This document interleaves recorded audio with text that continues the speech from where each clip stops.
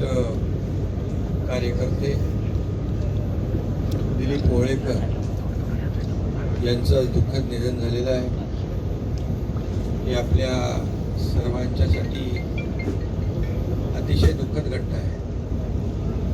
खरं म्हणजे दिलीप ओवळेकर सारखे कार्यकर्ते मिळणं फार दुर्मिळ आहे आणि आनंद दिघे साहेबांच्या अतिशय जवळचा कार्यकर्ता, कुठलंही पद नको म्हणणारा असा हा कार्यकर्ता. आनंद दिघे साहेब त्याच्या मोटरसायकलवर पण बसायचे आणि हेही आपण सगळ्यांनी पाहिलंय.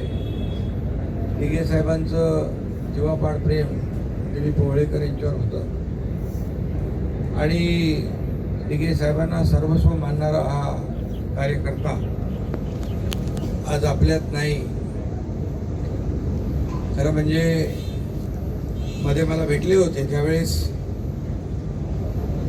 नेहमी भेटल्यानंतर त्यांचं एक वेगळं आगळं जे काही भावना, प्रेम या ठिकाणी जाणवायचं.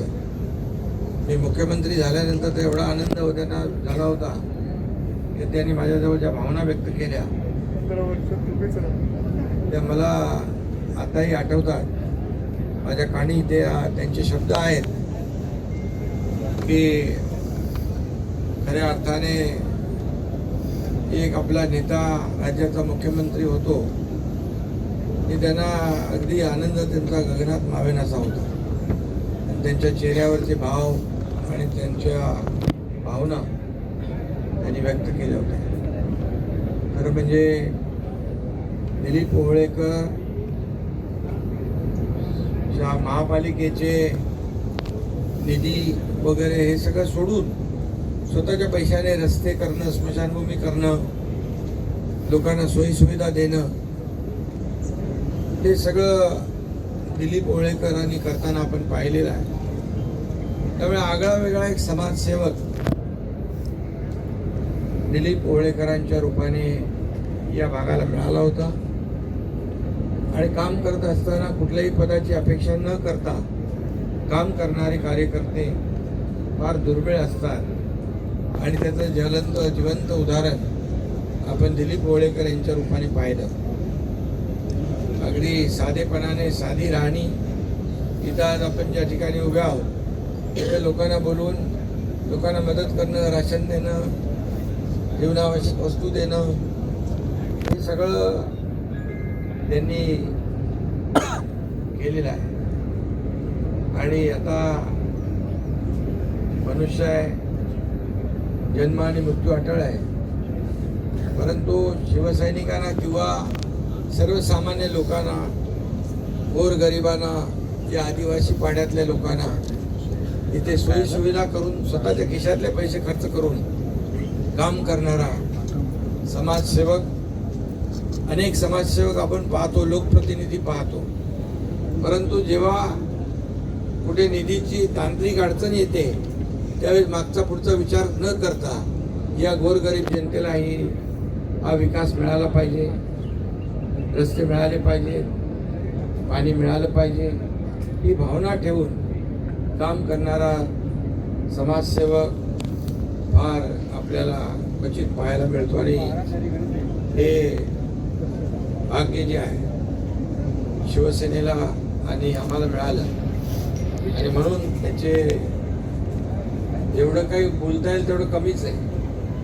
कारण मनुष्य गेला तर प्रत्येकाला आपल्याला जन्म मृत्यू अटळ आहे, परंतु माणूस किती दिवस जगला यापेक्षा कसा जगला हे फार महत्त्वाचं आहे. आणि कसा जगला, कुणासाठी जगला, समाजासाठी जगला, हे दाखवून देण्याचं काम या ठिकाणी दिलीप ओवळेकर यांनी केलेलं आहे. आणि म्हणून सिद्धू देखील इथं त्यांच्याच पावलावर पाऊल ठेवून त्यांनी दाखवलेला आदर्श जो आहे त्याच्यावर काम करतोय. आणि म्हणूनच आज कालपासून इथे हजारो लोक त्यांच्या अंत्यदर्शनासाठी आले. हीच खरं म्हणजे त्यांच्या कामाची पोचपावती आहे. आणि म्हणून मी त्यांना शिवसेनेच्या वतीने या ठिकाणी भावपूर्ण श्रद्धांजली देत असताना त्यांची आठवण चिरंतर या ठिकाणी कायम राहील. समाजसेवक कसा असतो, एक दुसऱ्यासाठी सर्वस्व पणाला लावणारा कार्यकर्ता कसा असतो, आपल्याला काय मिळेल यापेक्षा लोकांना काय मिळेल हे देणारा कार्यकर्ता कसा असतो, हे सगळं दिलीप ओवळेकर यांनी त्यांच्या कामातून दाखवलेलं आहे.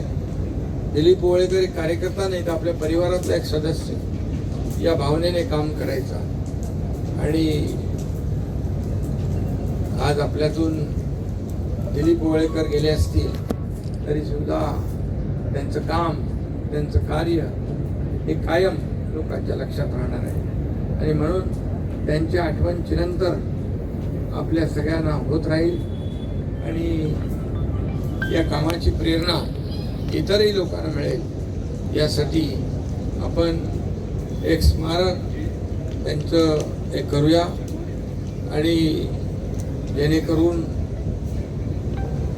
त्यांची आठवण कायमस्वरूपी आपल्या ठाणेकरांना होत राहील. एवढंच या प्रसंगी मी आपल्याला सांगतो. आणि असे कार्यकर्ते आपल्या दिघे साहेबांसोबत काम केलं, माझ्यासोबत काम केलं, आणि असे कार्यकर्ते मिळणं हे आपलं भाग्य असतं, दुर्मिळ असतं. त्यामुळे मी त्यांना शिवसेनेच्या वतीने, माझ्या व्यक्तीच्या कुटुंबाच्या वतीने मी भावपूर्ण त्यांना श्रद्धांजली अर्पण करतो, आदरांजली अर्पण करतो. ओम शांती.